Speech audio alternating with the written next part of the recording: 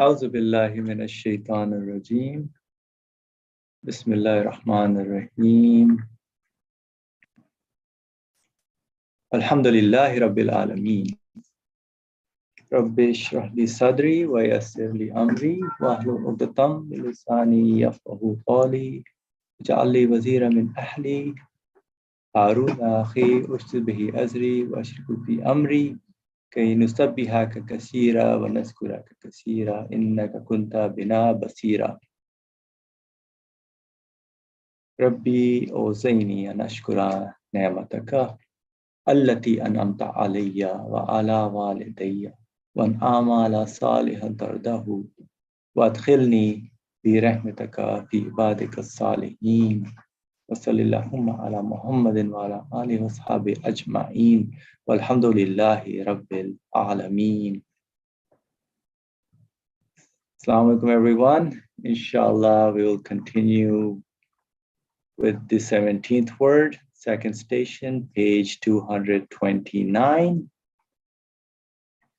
which is on the verse La Uhibbul Afirin, which is from the section Quran, section 6, verse 76. But when it set, he said, I love not those that set. So we've been discussing how our feelings, our whole human side, when it engages with the universe, it sees that all the things, material things, are changing continuously. So there's nothing really permanent in this universe, including the human side, what we are doing here in this world, whatever we engage in, we go through those experiences when we see that they don't last. Although there was a point about, indeed, the reason is obsessed with externals, cries out despairingly at seeing the deaths of the things it worships in the universe, and the spirit, which seeks for an eternal beloved. So the spirit is always crying out for the eternal beloved. And hence the spirit says, I love not those that set. So the feelings are definitely crying out to connect with their source of its existence. Although we keep saying in our studies that yes, this world is a school, universe is a school. Yes, it's true, that's correct. But how do we live in that particular school? Are we learning? Our spirit is being trained. Inshallah, I hope we are, myself included. I would definitely like to be, as a good student, make my spirit realize, yes, this is not my permanent place. I am just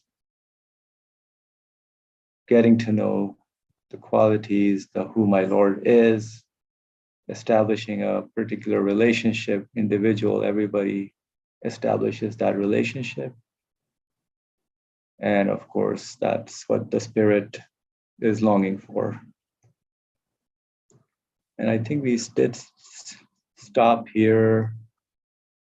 Oh yeah, I think we spoke about, I think this is a paragraph, the human mind. So the human mind, which plunges into causes, is bewildered at the upheavals of the passing of the world. So the human mind, which plunges into causes, is bewildered at the upheavals of the passing of the world and laments despairingly, while the conscience, which desires true existence, severs the connection with metaphorical beloveds and transient beings. Conscience which desires true existence, severs the connection with metaphorical beloveds and transient beings through crying like Abraham. Conscience is also crying out like Abraham, I love not those that set, and it binds itself to the truly existent one and eternal beloved. It's interesting how he says first the reason is obsessed with externals, cries out despairingly. Now the human mind, which plunges into causes. So there are certain tools in the human side which are engaging with the universe, trying to make sense of things. Because at the end, human being wants satisfaction in whatever they're engaging with. We always look for satisfaction in one way or the other.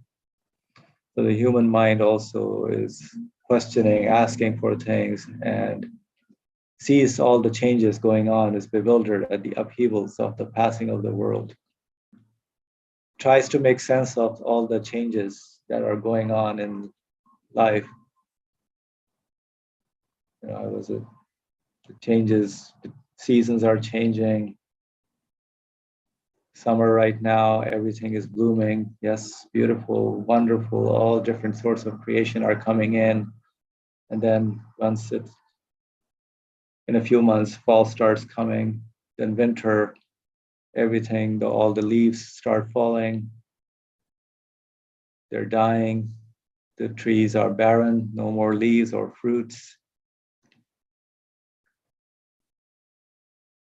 And it gives the sense to the mind is always bewildered what is going on with all the changes, the passing of the world, and laments despairingly because it's enjoying the beauty of the spring and the summer right now. And then all of a sudden, when it changes into fall and winter, like human has to wonder what's going on, what's happening.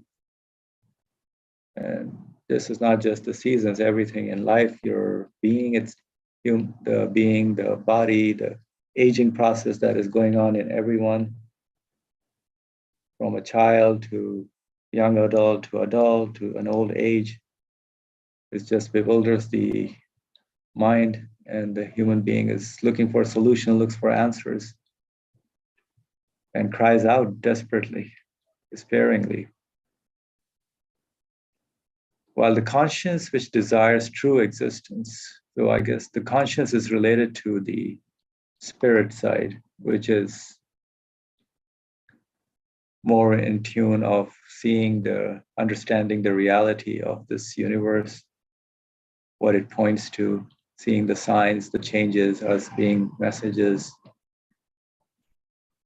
So the conscience severs the connection with metaphorical beloveds. I think we spoke about what the metaphorical beloveds meant is not the true, real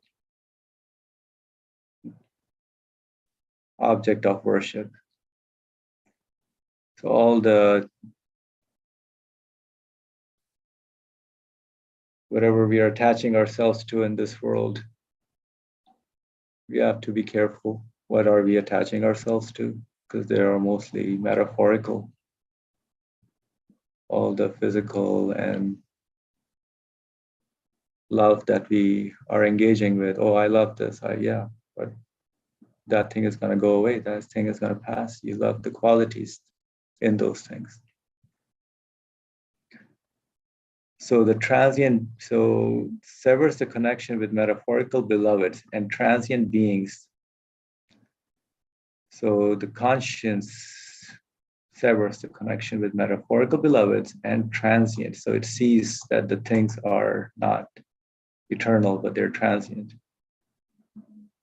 Transient beings. Through crying like Abraham, I love not those that set.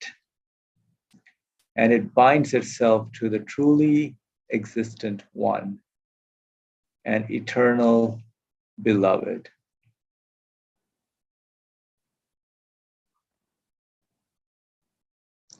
So this consciousness binds itself to the truly existent one and eternal beloved.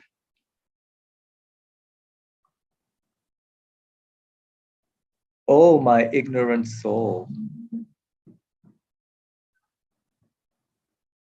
know that the world and its beings are certainly ephemeral, but you may find a way leading to permanence in each ephemeral thing. You may find a way leading to permanence in each ephemeral thing, and may see two flashes, two mysteries of the manifestations of the undying beloved's beauty.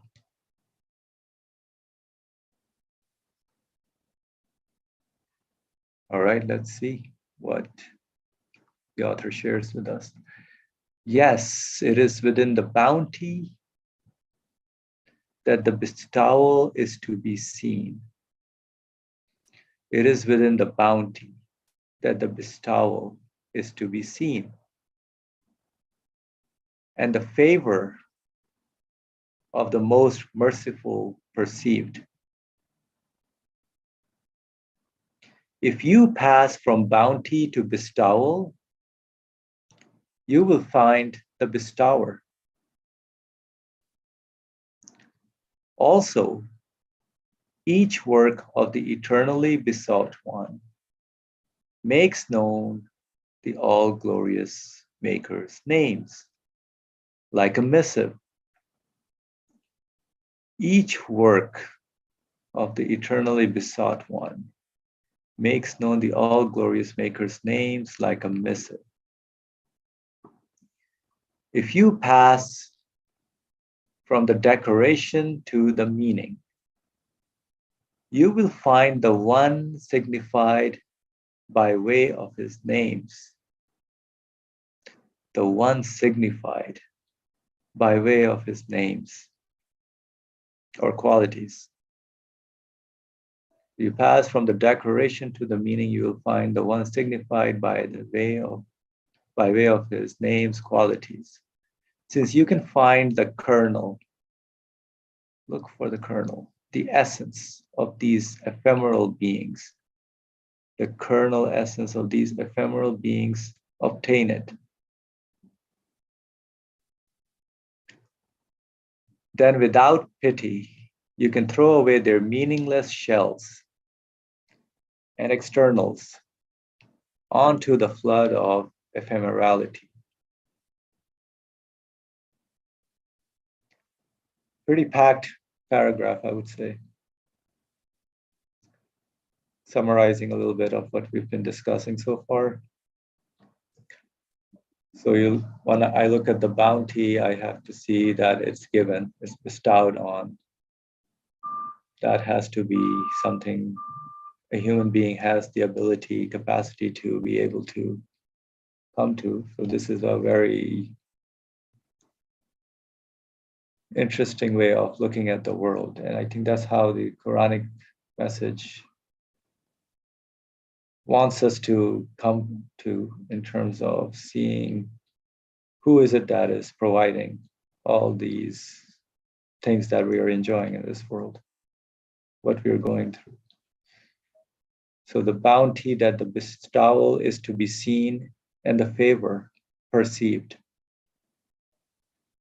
So the favor to be perceived is very interesting as well. It makes for a very unique and engaging way of interacting with the universe, and a very lively, meaningful way of living with in the presence of the owner of this universe, your Lord, the most merciful one, is when it's perceived. So when I have my breakfast and I see that it is given to me, is bestowed, by whom? I have to wonder at the source of the physical enjoyment, the taste I get, the satisfaction my stomach gets. To see that being bestowed, I mean, the food doesn't really know me at all. Whatever I'm eating, cucumbers or whatever, tomato, they don't know me that I have a hunger and my stomach is hungry. So who knows?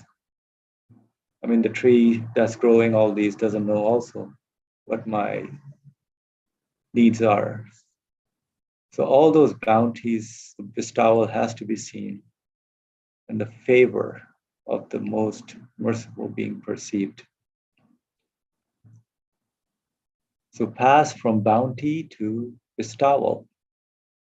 And if I pass from the bounty to the bestowal, I will find the bestower.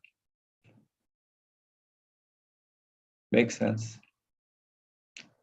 Also, each work of the eternally besought one makes known the all glorious maker's names like a missive. So each work, everything that we engage with, all the acts that we see, all the things that we see, are bringing a message. And that message points to the qualities of the bestower or the one who is bringing those things into existence.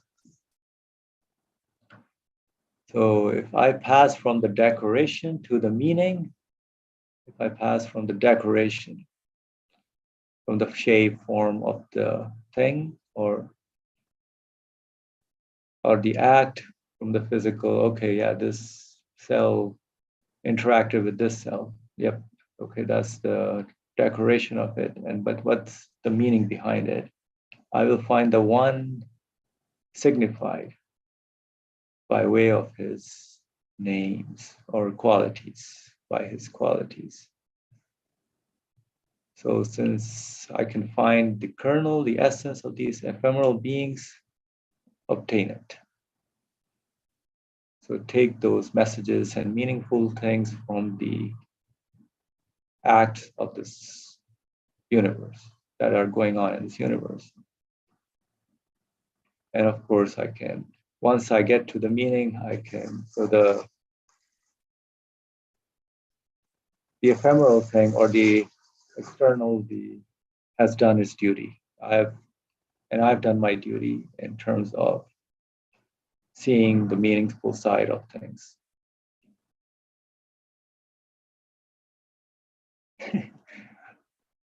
All right, so if you have any comments or if you would like to share examples or anything that we've read so far, I would love to hear any comments. I think it's pretty straightforward in terms of how the author is building, his reflections on I love not those that said, and how the ephemeral beings are employed, and we have to see that they're employed by whom.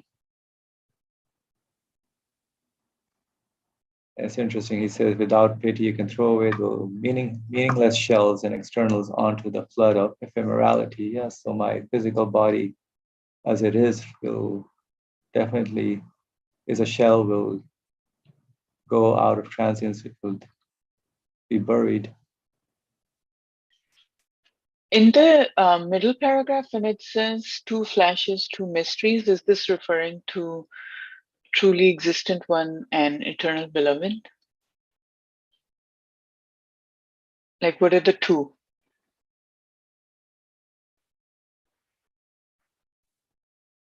Yeah, I'm not sure. Let's see what he's talking about. The two flashes, two mysteries. Maybe he mentions them as we go forward. But he says, but you may find a way leading to permanence in each ephemeral thing, and may see two flashes, two mysteries of the manifestations. Yeah, I'm not clear what he means by the two flashes, two mysteries. Now, if anybody has any idea, you can share that. But maybe, let's see. Okay, so interesting. Among beings, there is no work which is not a most meaningful embodied word. Among beings, there is no work which is not a most meaningful embodied word and does not cause to be read numerous of the glorious Maker's names.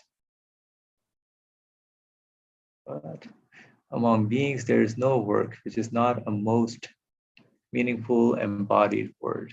Okay. So, there is nothing in this universe, no act, no thing that is not a meaningful embodied word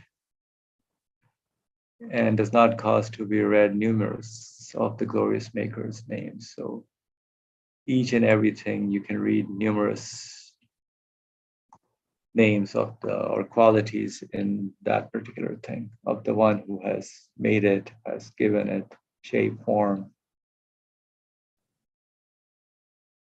and qualities, properties that it comes with. Since beings are words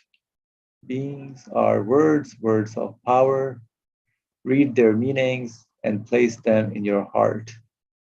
Since beings are words of power, read their meanings and place them in your heart. So put the meanings in your heart or spirit. Fearlessly cast words without meaning onto the winds of transience. Fearlessly cast words without meaning onto the winds of transience. Do not concern yourself looking behind them, needlessly occupying yourself. Do not concern yourself looking behind them, needlessly occupying yourself. So it's really the meaning in the things or the what pertains to the glorious Maker's qualities that our spirit has to read, has to get familiar with, and get out of the ephemerality of things. So although the things are meaningful in terms of they do their job, they engage us into reading the meanings behind them. But once they're done, we have to keep the meaning, and that's what our spirit is looking for, that eternal longing for the permanence.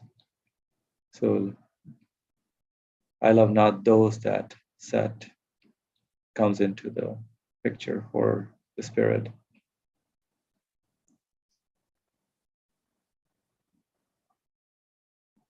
Since the chain of thought of the worldly mind, which worships externals, the chain of thought of the worldly mind, which worships externals, and whose capital consists of objective knowledge, leads to nothingness and non-existence. So the chain of thought of the worldly mind, which worships externals, cries out despairingly in its bewilderment and frustration. It seeks a true path leading to reality. So the bewildered mind is trying to make sense of all the changes that are going on. Things are continuously changing, and it's not making sense, cannot hold on to anything. Things go out, do their duty, their job, and then they go away. As we've been discussing, the seasons, summer, spring, everything is coming into existence, and then we see leaves start falling and everything seems to be going into decay. So the chain of thought of the worldly mind, which worships externals and whose capital consists of objective knowledge. What is that? Capital consists of objective knowledge. Leads to nothingness and non-existence. It cries out despairingly in its bewilderment and frustration because everything is being separated. That's what,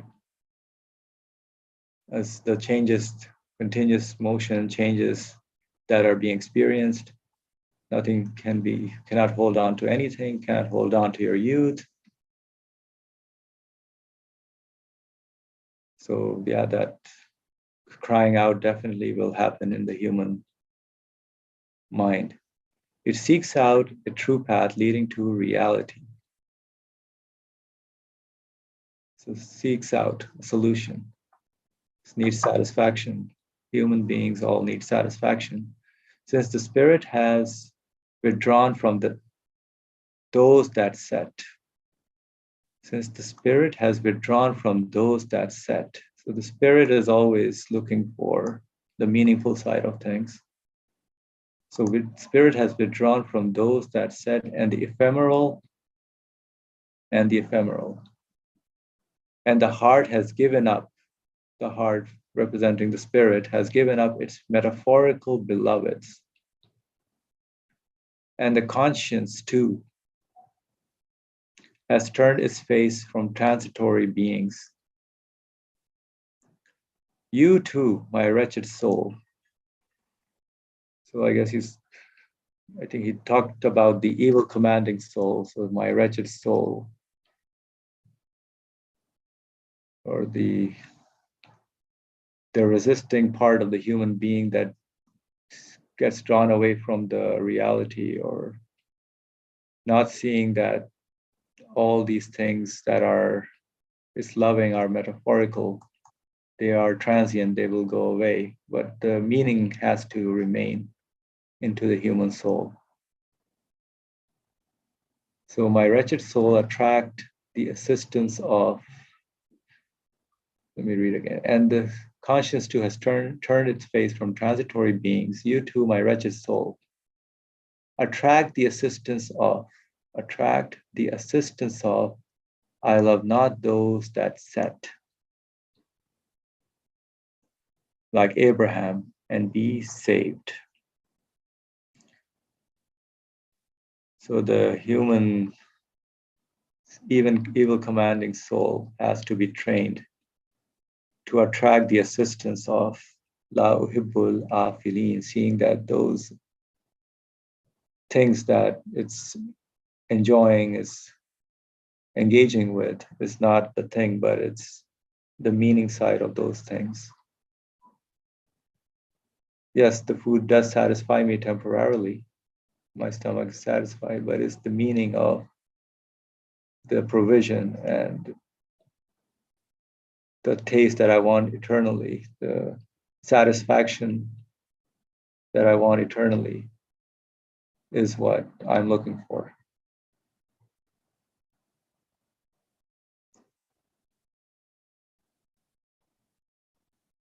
So I don't see like what the two flashes he mentioned. Maybe he wrote it in some other place.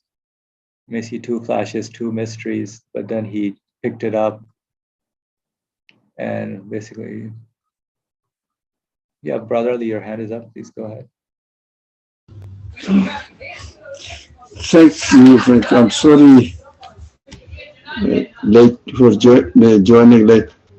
This mind, now, how many elements of human beings are mentioned here in this paragraph?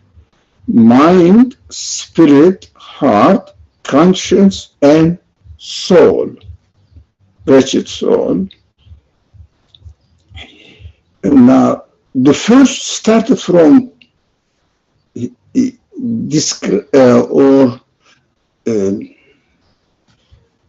describing mind as worldly mind. What does it do, worldly mind? worships externals and also objective knowledge. So I thought about it. Let's talk about mind, worldly mind, and also there is another mind. There must be another mind. That's why it is qualified here as worldly mind.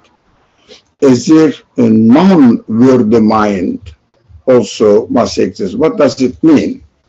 And how do we know that my mind is worldly working or otherworldly working? Now, what I understood from here that mind, as we earlier or in our earlier discussions mentioned that mind is impartial, whereas spirit, heart, conscience, and soul are partial. Let's categorize them. Spirit, heart, and conscious on one side, soul is on the other side. Human egocentric attitude on the other side. Now, mind also, mind impartial in between. So what is going on in human beings? I am always convinced with the understanding that the most important subject while we are talking about finding out our reality, we have to never ever forget that we have to first start from human freedom. Freedom of what? Freedom of choice, not freedom of whatever you want to do. That is one kind of choice. And also freedom of trying to see what the reality of this world is without being affected by any other preconceived attitude or ideas. Then we understand the human freedom.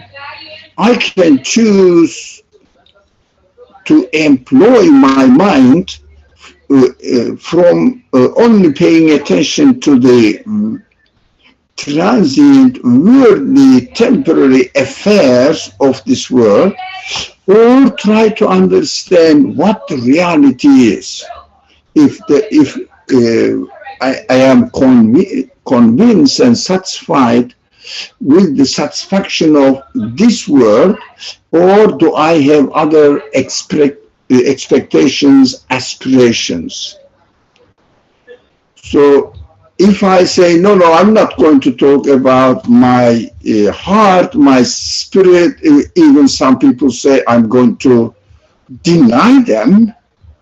There is no such thing, because human beings are only what matter is and body is, and my understandings in general are affected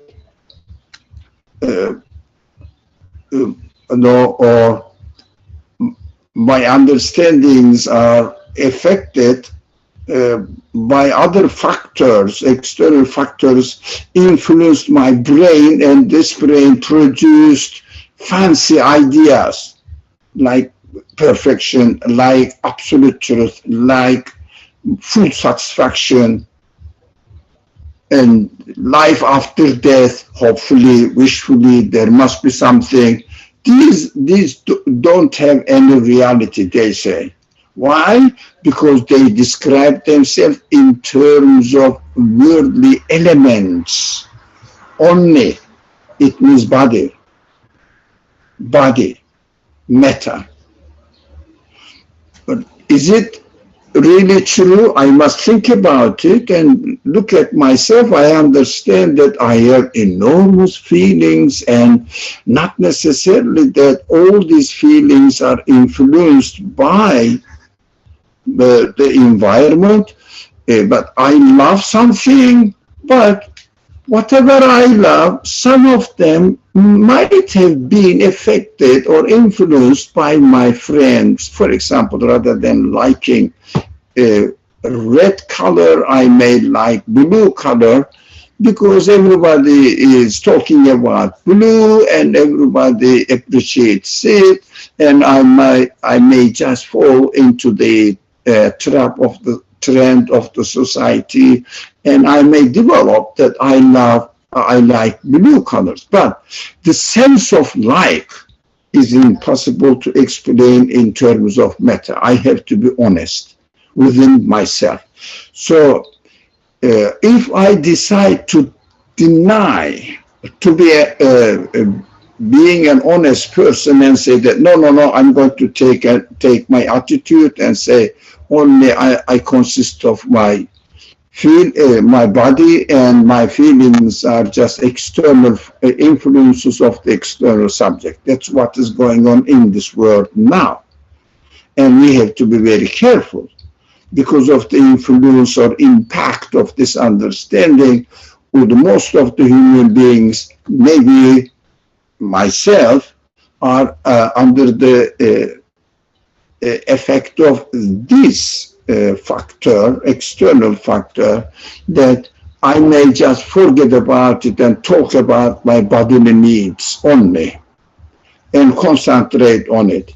It means human freedom is always there. We should never ever forget. So human freedom may employ the mind to think of everything in terms of this world, or look, I have some other consideration. Let me take into account other consideration in my existence, in my real existence. So start making research. How can I satisfy myself? Then I will have two options in front of me now to employ the mind to understand what reality is. So spirit, heart, and conscience says you don't like transience, you don't like imperfections. And this world, the both are impossible to be satisfied, but they are there. And ego says, or wretched soul says, forget about all these, try to enjoy yourself temporarily, and it's a trap. I mean, it is not difficult to see that. If you free our human freedom and decide to be impartial, then without any biased attitude, then I can understand that what the wretched soul offers me is a temporary childish satisfaction. It doesn't really satisfy anything at all in my life. So I have to listen to the spirit, heart, and conscience, what they are looking for now. They are looking for permanence, they are looking for perfection, and consciousness also says, I have to look for the evidence for the reality of the existence of the perfection, a perfect and permanent existence. If there must be something, and then definitely there is one option in front of us.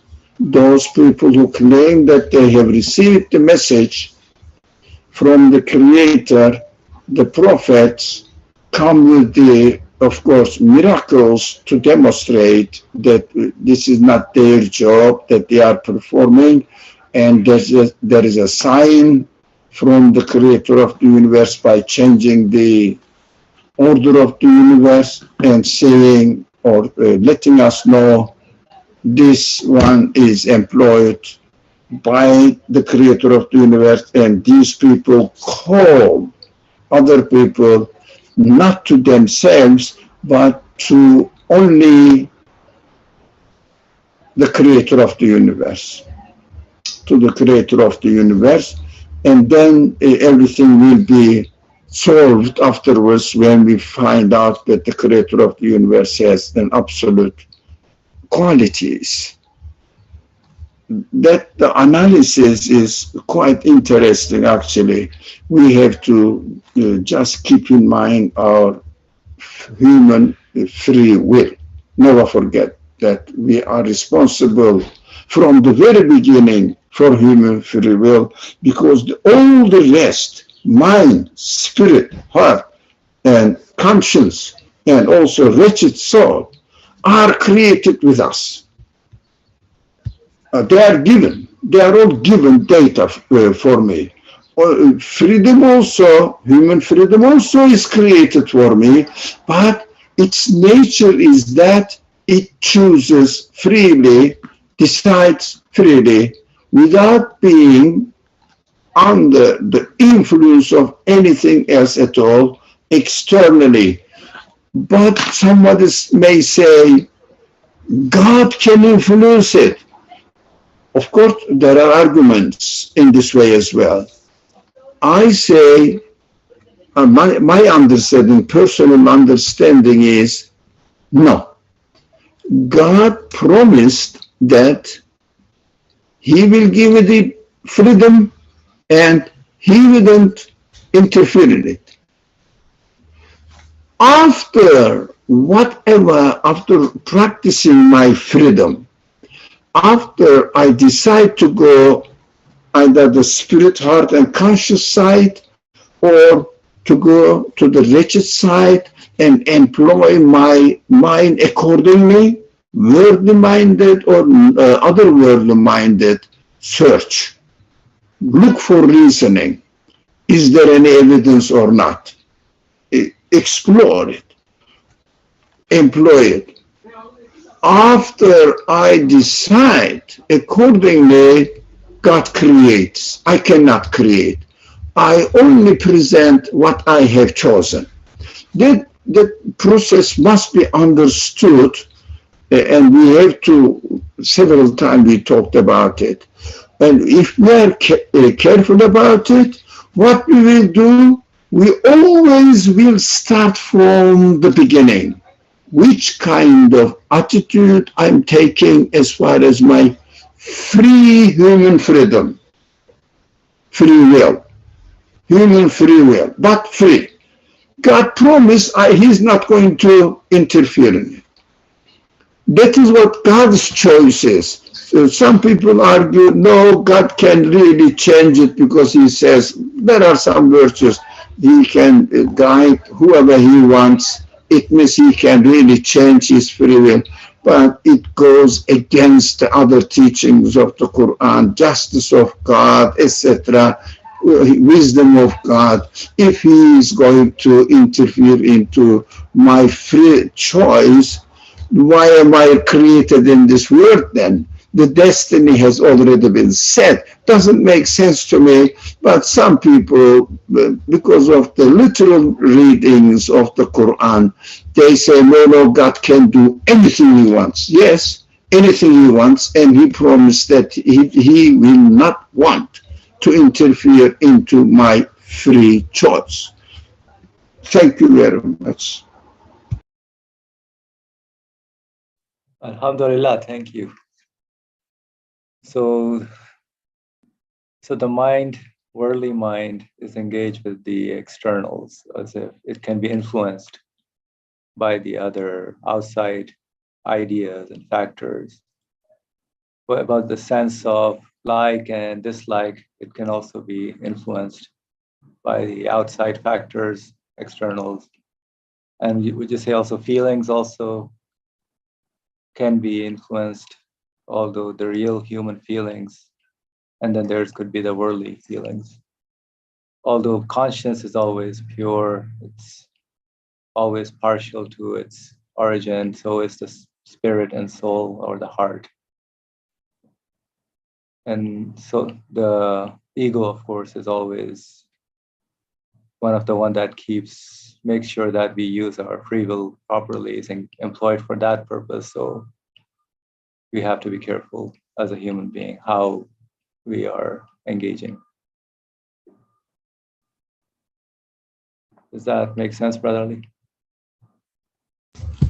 Inshallah, thank you. Thank you. Alhamdulillah. Okay, so any other comments by anyone? It's amazing how the human being works. I always get excited with these things. How complex and a whole human being is comprehensive. Like everything is given to us for that we make progress in our lives.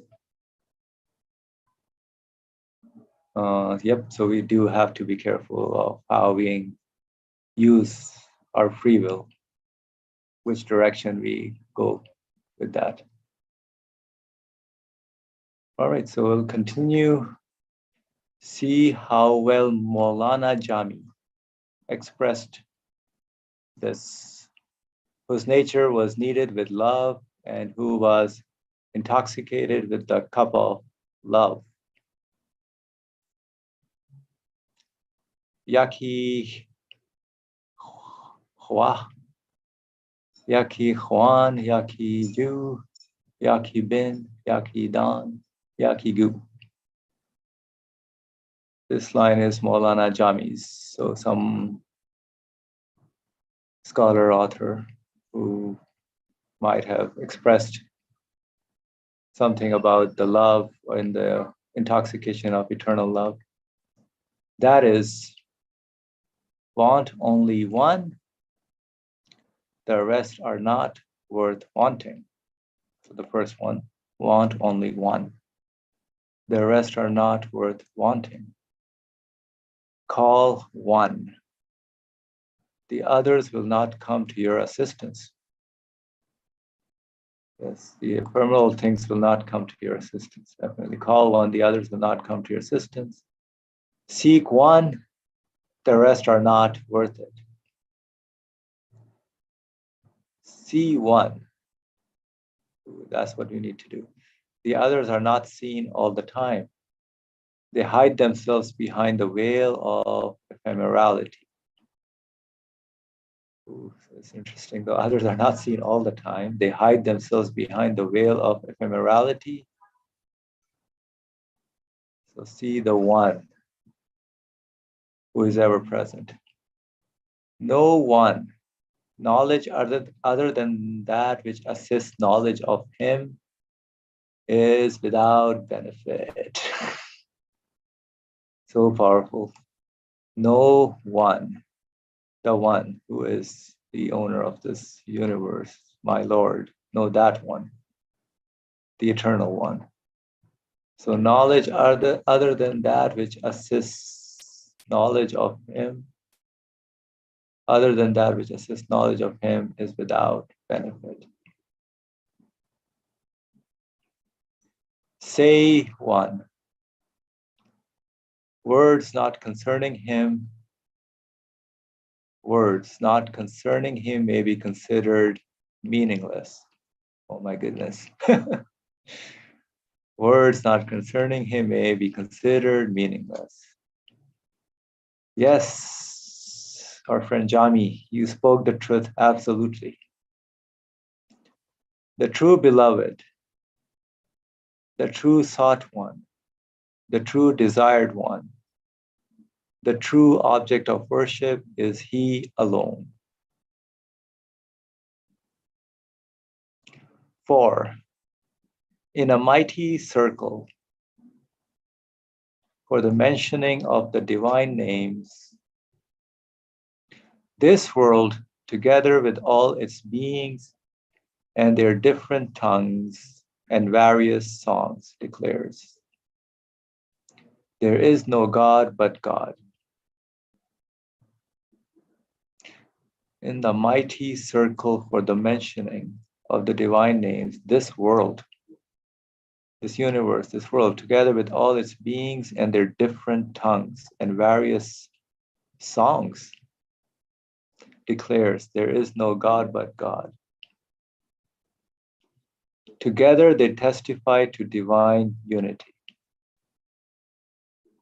and binding the wound caused by I love not those that set, point to an undying beloved in place of all the metaphorical beloveds, attachment to whom has been severed.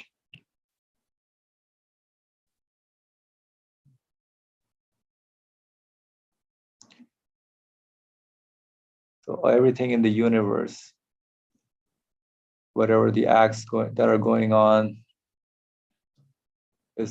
everything is speaking in a way to point me to La ilaha illallah. There is no God but God. It says I'm not existing from my own. The bird says I don't fly with my own, for my own. I'm not, the wings I have is not my own. They are all given to me. The sense of flight is given. The sense of direction is given. That's all it says. I'm made by the one who made everyone. There is no God but God. They testify to divine unity and binding the wound caused by I love not those that set, point to an undying beloved. Binding the wound caused by I love not those that set, point to an undying beloved, an eternal beloved, in place of all the metaphorical beloveds. So the attachment to whom has been severed. Brother Ali, please go ahead. Now we understand that La ilaha illallah is studied here. There is no divine being in this world, only the one who can be the creator, source of existence of this world.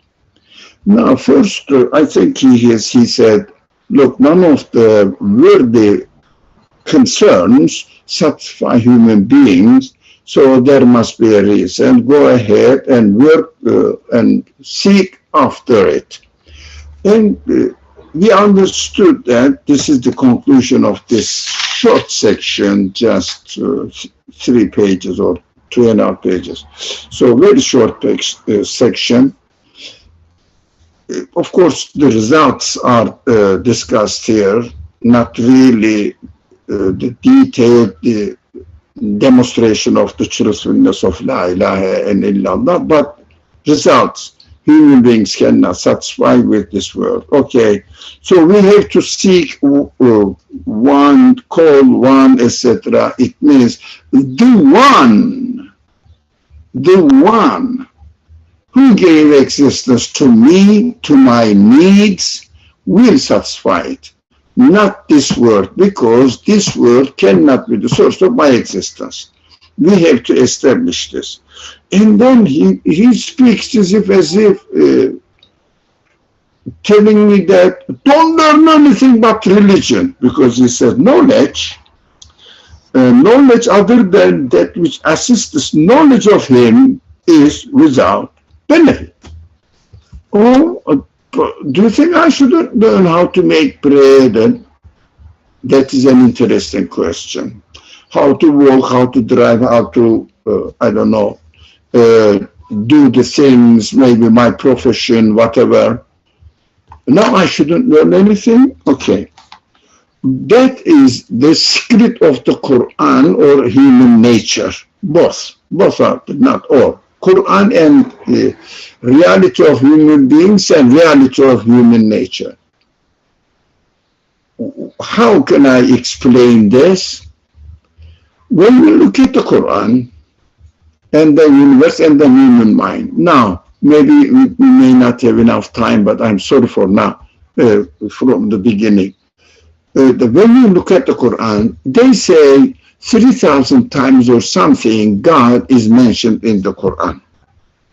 And 1,500 something times only the name Allah. And then Huwa, altogether it's a big number. almost half of the verses of the Quran uses and refers to God.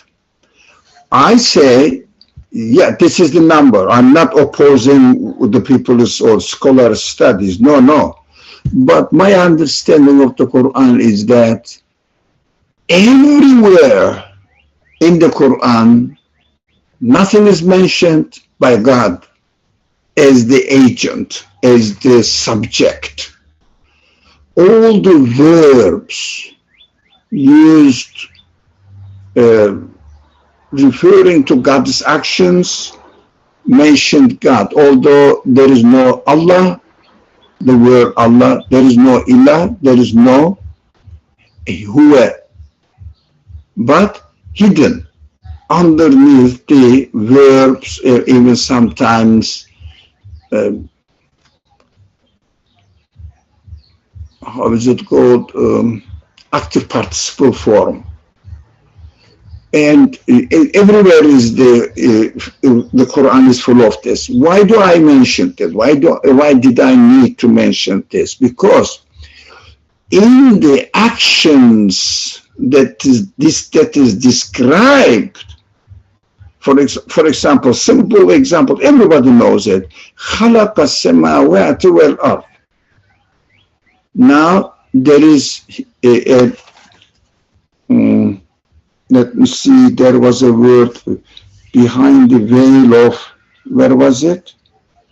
It is hidden behind the veil of what? I see, they hide, the number 4, they hide themselves behind the veil of ephemerality. This veil of ephemerality, everything is referring to something.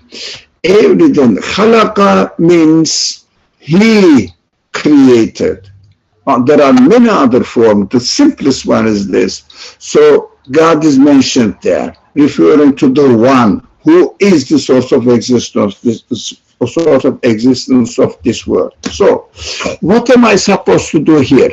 Let me briefly touch upon how the universe is full of reference to God, sign to God.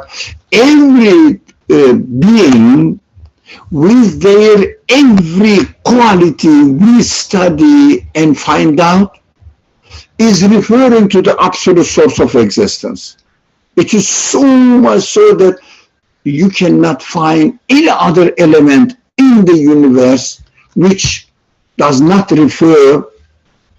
function as a sign to the creator of its own being.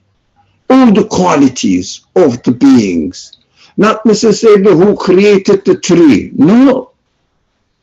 Actually, it is a very simplistic way of talking.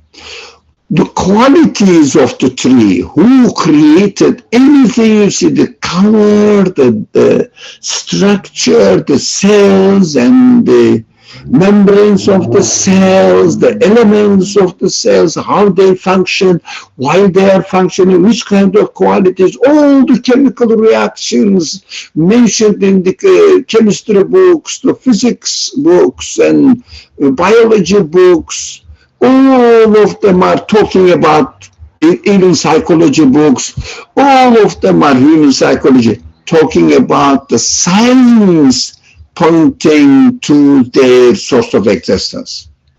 Materialist sign reduce it to, it is happening like this, that's it. It happens in this way. That's so simplistic, so ridiculous. An insult to the creation.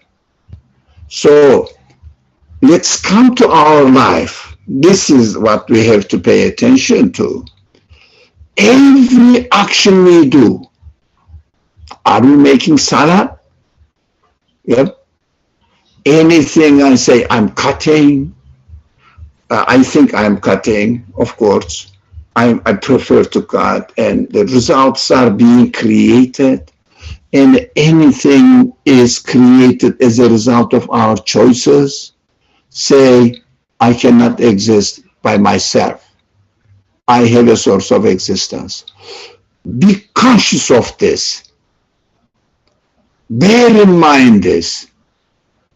I mean, we use certain vocabulary to remind ourselves, Bismillah, Alhamdulillah, Inshallah, Allahu Akbar, Subhanallah.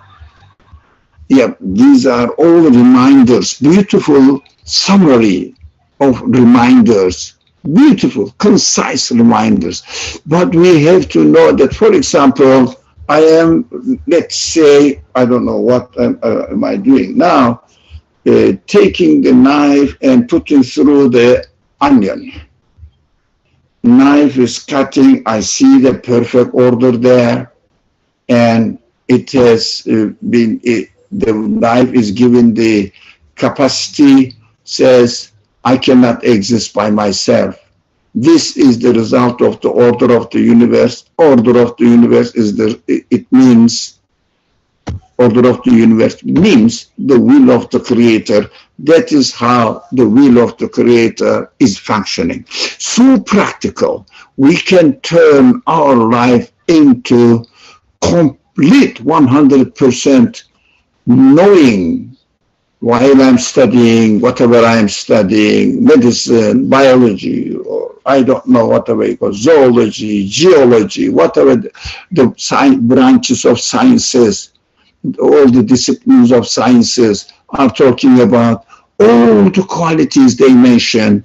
And in my practical life, if I am an engineer, if I am an architect, if I am a processor, for example, all the things I am doing according to or by obeying the order of the universe, and the order of the universe can only be established by the will of the absolute being who has the hold, the total hold of the universe. So everything, with no exception, it is assigned to the one who is the source of the existence of this universe. So all the knowledge we are learning is a matter of aspect. Which aspect are you looking at it? If you look at it while your mind is thinking about it from the worldly perspective, which is the worldly mind is working now, then everything is dead and meaningless. If you say no, world needs to be created, if you have a consciousness of the science referring to something other than the universe, the matter, the world, this world is concerned, source of existence of this world, then all the things we know will be transferred into knowledge of God. It means knowledge, His knowledge. As the text says, the real knowledge is the knowledge of Him. So, having the knowledge of Him, that is what we have to do. This is the only way, very simple, practical way to turn our life into God consciousness, which is called worship of God. Worshipful actions we can perform in this world. So the Quran says, "Yubatilullahu sayyi'atihim hasanatim." It's a beautiful word. It's a good. All we do in this world, as if I am just making a salat to eat. This action seems to be, I'm not praying, I'm not fasting, I'm not reciting the Quran, I am not saying Subhanallah, Alhamdulillah, in the verbal form, but this consciousness, of course, makes us say Allahu Akbar, Subhanallah. But not all the time I just got Subhanallah, Subhanallah, Subhanallah. I mean, that is not what the Prophet also performed and showed. Consciousness. And we can just simply say Bismillah ar-Rahman ar-Rahim. I know God's name of cutting is going to be practiced here, and reminding yourself with this word Bismillah ar-Rahman ar-Rahim, living with it now. This consciousness, and admiring him.